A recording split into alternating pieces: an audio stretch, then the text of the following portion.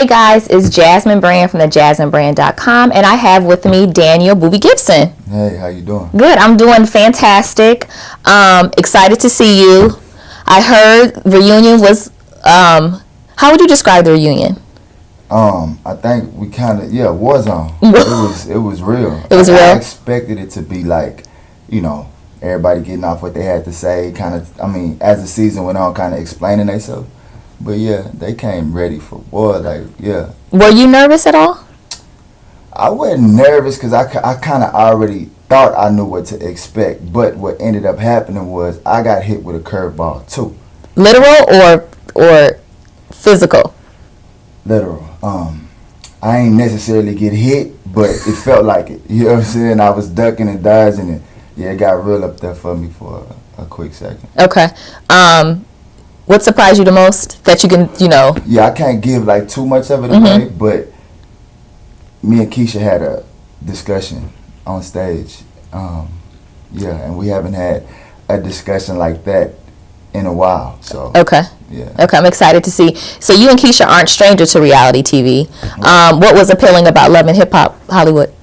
Well, for me, I felt like everybody pretty much only knew me from basketball and my relationship with Keyshia. So I felt like being as though we were finalizing our divorce and getting everything finished, we started our relationship on the BET network, and I felt like, if we put that out there, why not put everything else out there? And then people also be able to see me kind of separate myself from that relationship and also see me in a different light other than basketball. So I just chose the Love and Hip Hop platform. A lot of people was like, it's ratchet, it's too ratchet for you, why would you? But I feel like in a situation like that, young men watch that show too. And what examples do they get from watching a show like that if everybody's afraid to go on there and be themselves? And so I feel like I set a pretty good example for men.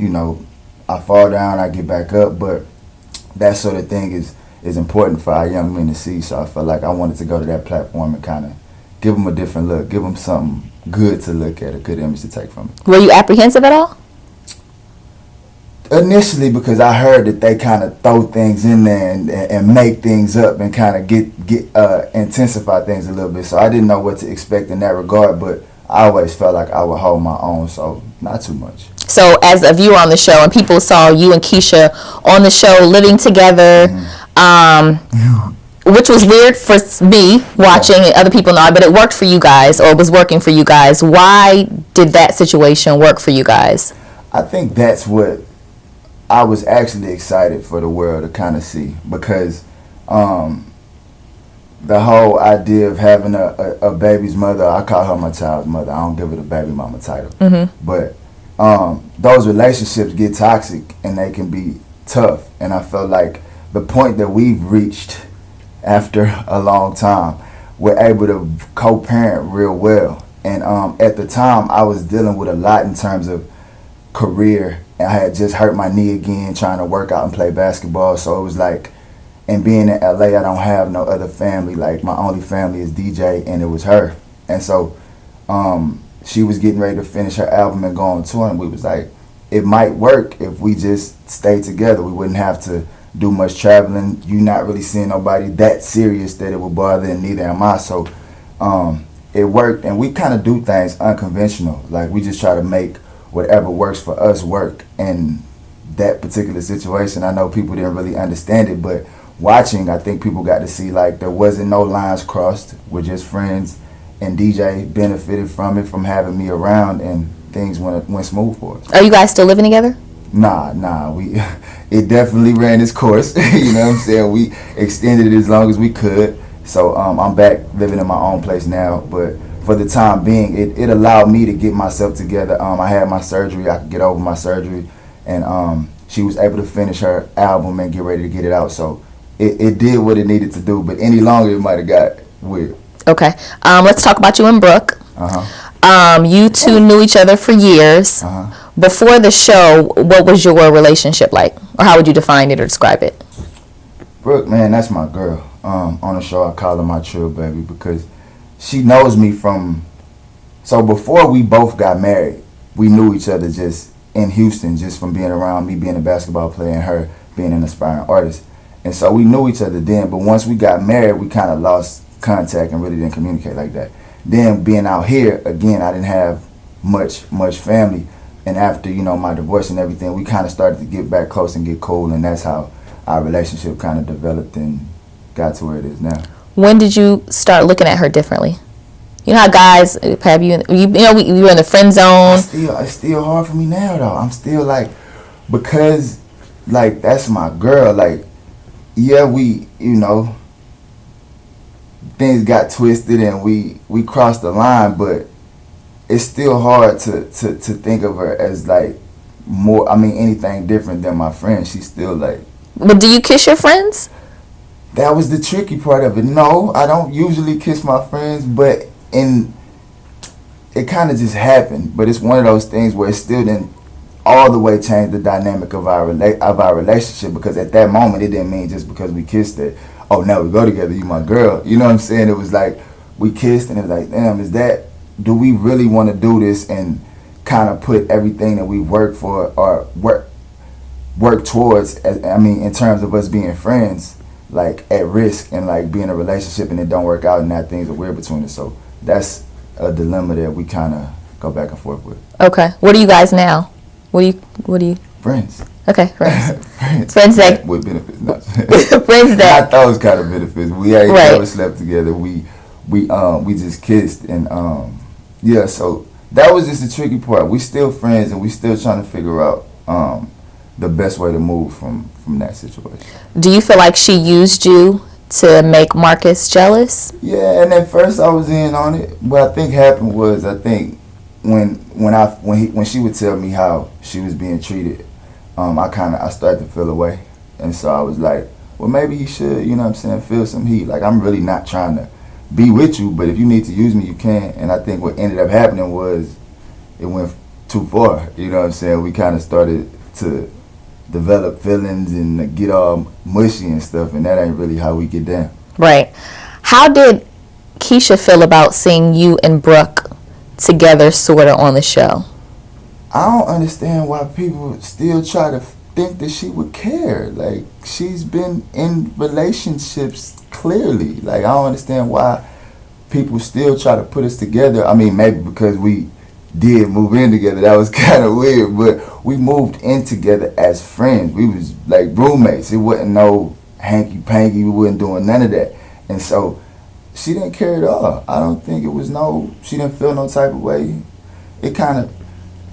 The reunion was weird because things got said and there was some conversations, so that kind of was different, a different energy. But as far as we've talked about having relationships with other people, we moved on from each other.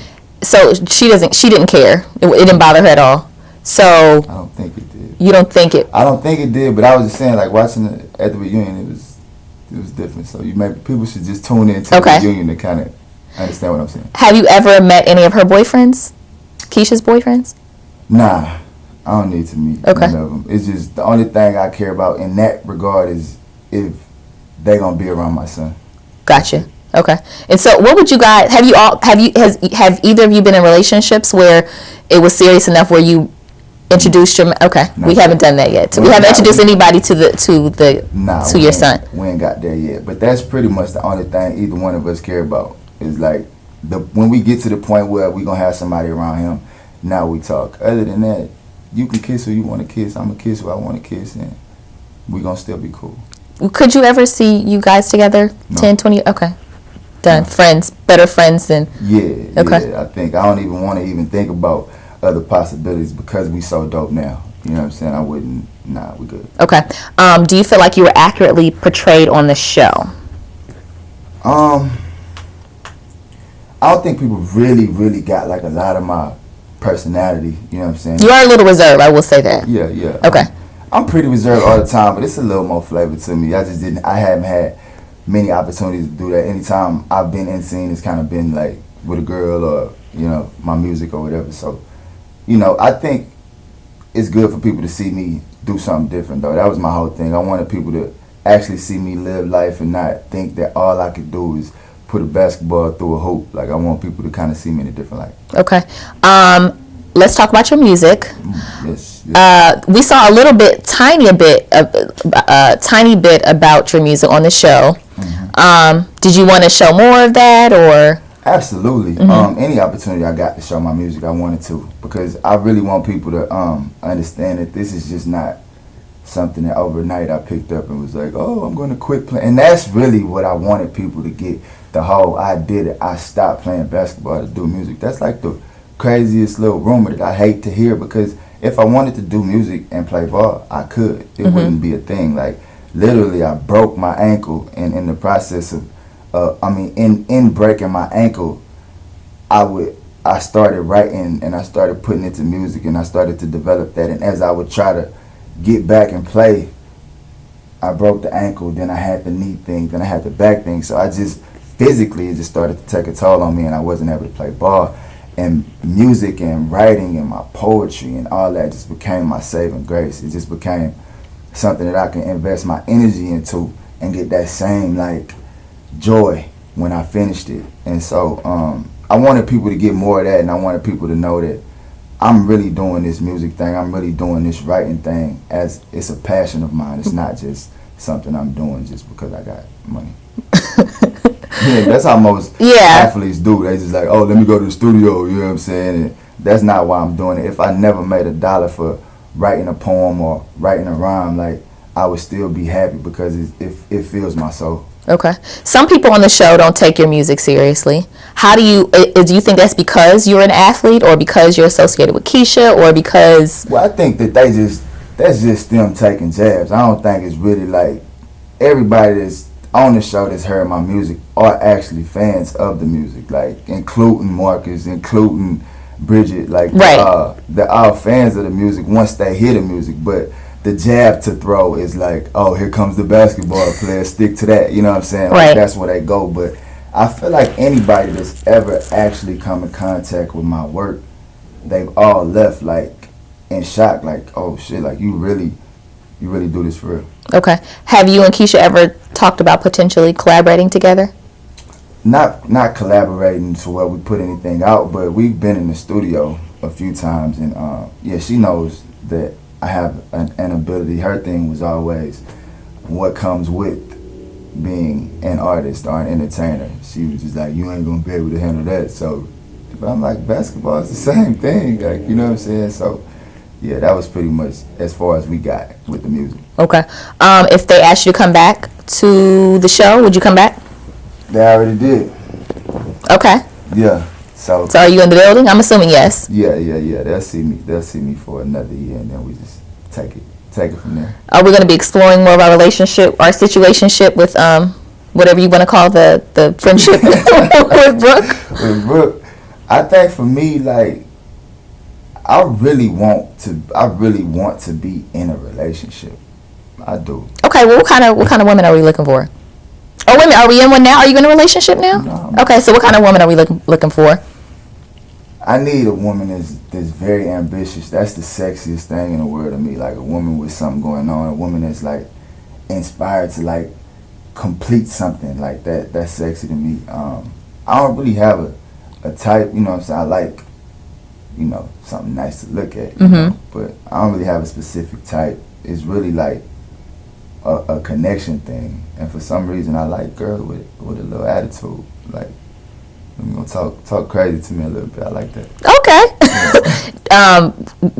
Would you be interested in a girl that's not in Hollywood, or you want her in? And I don't mean Hollywood, but I'm like in the celebrity realm, or regular, or? I think it could be either or. But the only thing that happens is when you're not necessarily a part of that world, it's kind of hard to really understand it, and like how much sometimes it could take a toll on you, and how much work you have to do. And you know, if you can't understand that, then it'll be hard to understand me and us to really have a relationship that can work.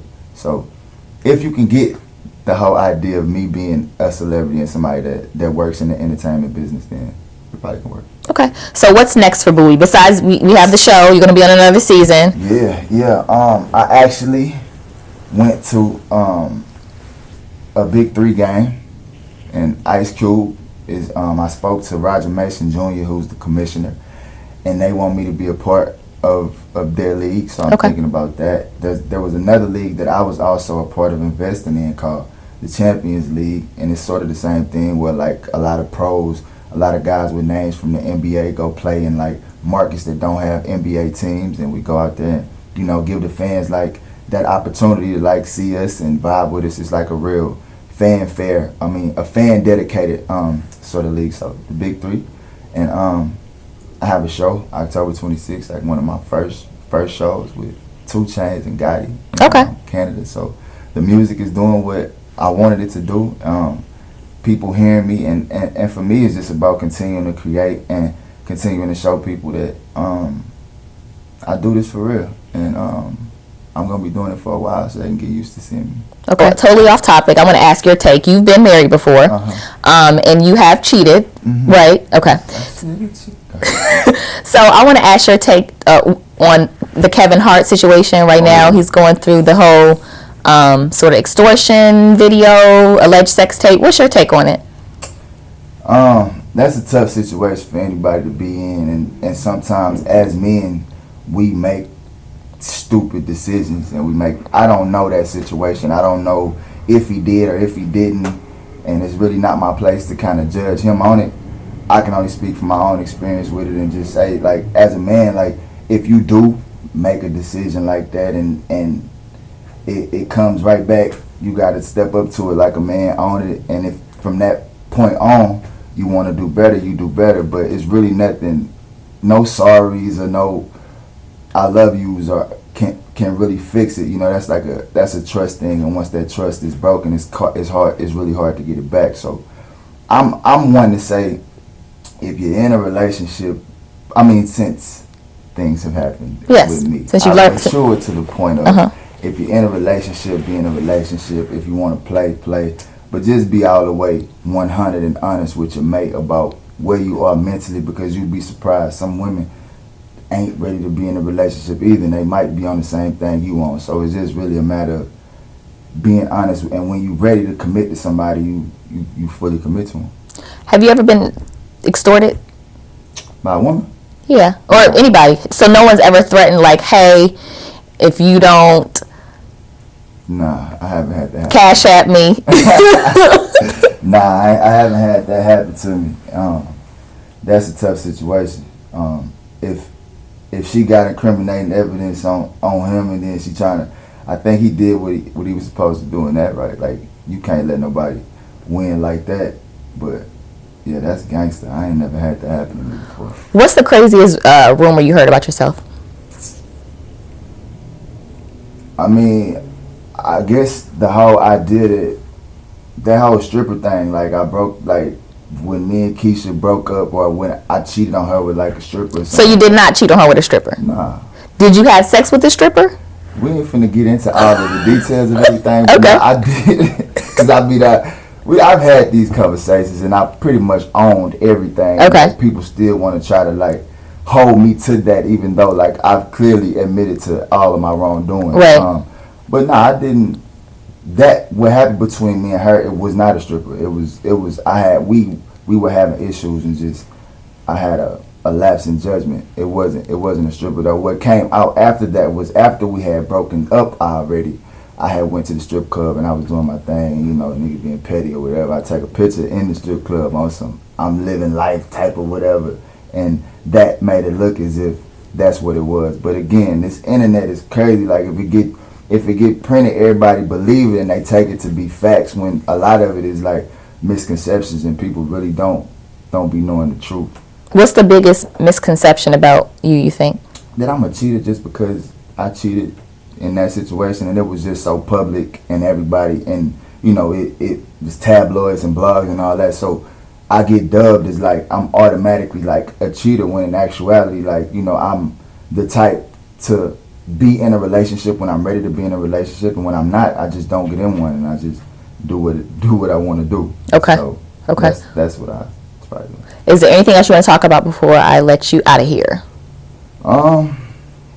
That's pretty much it. Like, I think we covered it, because my whole thing is always just being an advocate for people who have battled like depression and stuff like that. Like, I went through when I stopped playing basketball, like I went through a serious depression. Like I contemplated, you know, suicide and all of those things. So I like to be a voice for people who might be dealing with those type of things, to say like there is a light.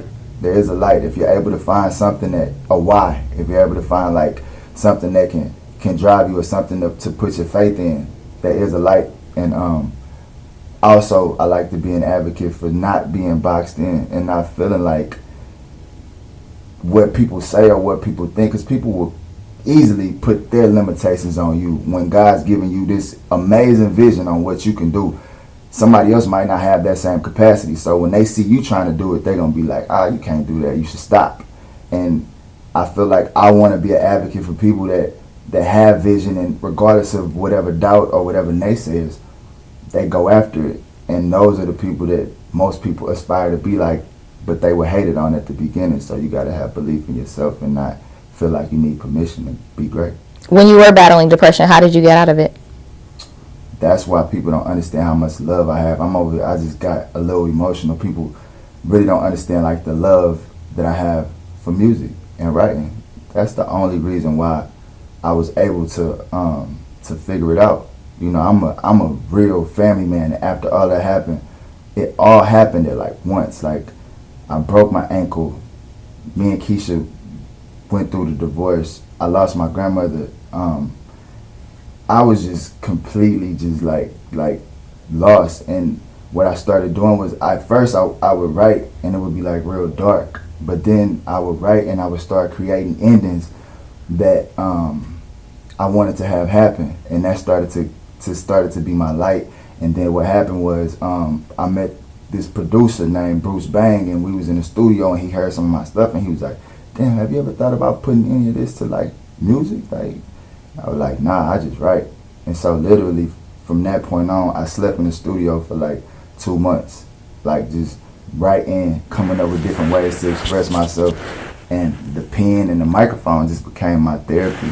And so when people question how much I love music, or they try to tell me that I stopped playing basketball, it bothers the shit out of me, because it kind of saved your life, right? Yeah, this is not the case. I feel like it's just something that God, and that's probably why it had to happen the way that it happened, because now can't nobody tell me nothing about what I'm doing, because I know God had his hands on it, or I wouldn't be here having this conversation with you right now. Okay, last question.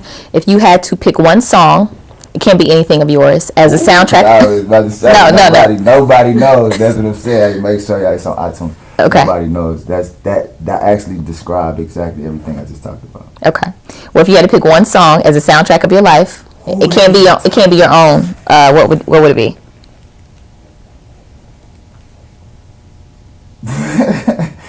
I love this song called "Worst Luck" by Black. Okay. Everybody call him 6 Lack. Okay.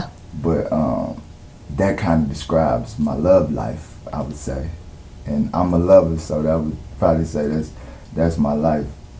But maybe Keep Your Head Up by Pac. Kind of talk about a lot of different things in there. And me, I tend to bump my head a lot, but I tend to get back up always stronger, and I always push through the tape. So maybe Keep Your Head Up might be a good one for me.